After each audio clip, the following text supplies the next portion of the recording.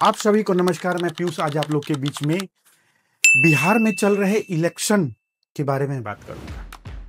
आप गमछा ये देख के पता कर लिए होंगे और समझ गए होंगे कि इस बार बिहार के इलेक्शन के बारे में जरूर मैं बात करूंगा, क्योंकि पूर्वांचल और बिहार में ये गमछा बहुत मशहूर है। पहले माना जाता था कि पूर्वांचल के हर एक माफिया विंध्याचल का गमछा, कलरफुल गमछा यूज करते थे। और बहुत बार आपको दिखा होगा कि जब ये गमछा विंध्याचल वाला ओढ़ के चलते थे तो सबको ये लगता था कि हाँ, ये कहीं ना कहीं बाहुबली की छवि वाला इंसान है। तो मशहूर है, हर इंसान के गले में आपको ये गमछा दिखेगा। और मैं गमछा इसलिए लगाया हूं क्योंकि बिहार में अभी आज के दिन ही अमित शाह की रैली थी।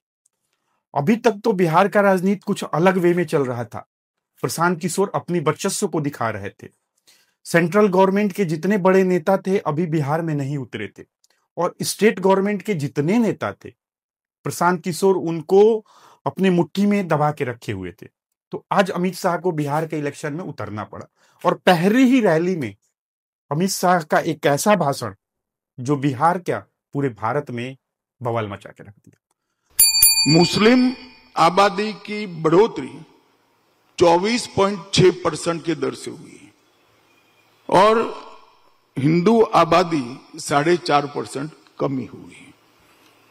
अब मैं इसलिए बताता हूं कि ये फर्टिलिटी रेट के कारण नहीं हुआ है, ये घुसपैठ के कारण हुआ है।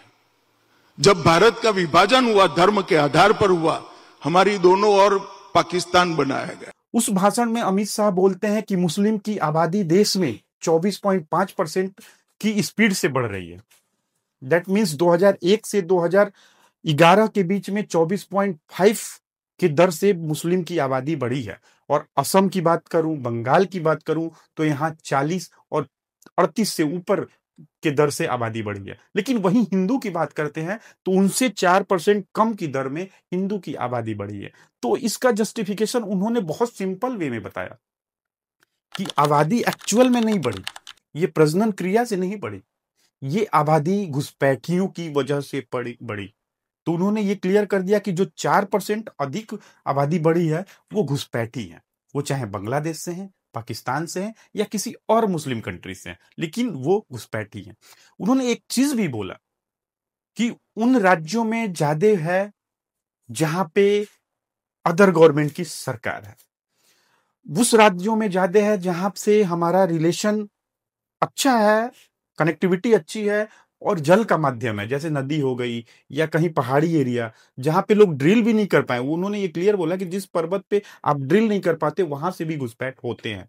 तो इंडिया एक बड़ा कंट्री है, हर बॉर्डर को आप अच्छे से फेंसिंग नहीं कर सकते, मतलब वहां पे बैरिगेटिंग नहीं कर सकते, लेकिन इसका मतलब ये नहीं ना कि हम उस घुसपैठ को वोट बैंक की तरह यूज करें।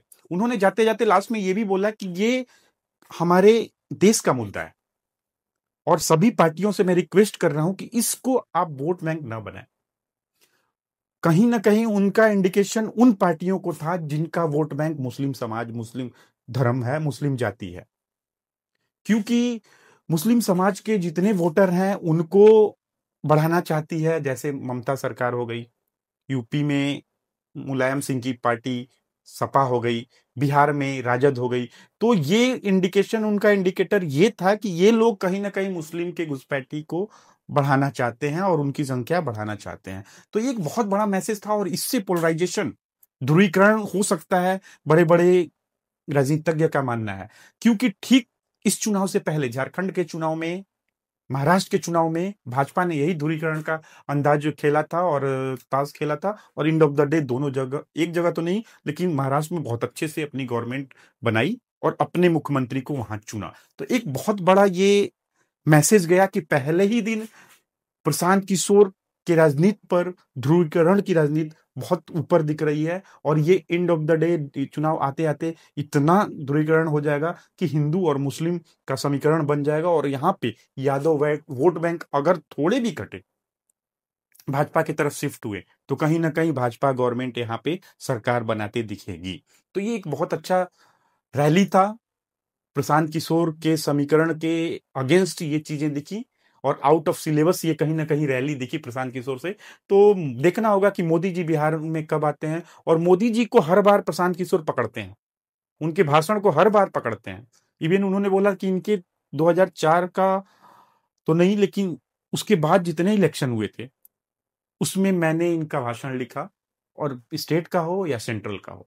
तो अब देखना होगा कि अगले भाषण में मोदी जी क्या कहते हैं और अमित शाह क्या कहते हैं। अगर वीडियो अच्छी लगे तो लाइक करें, चैनल को सब्सक्राइब करें।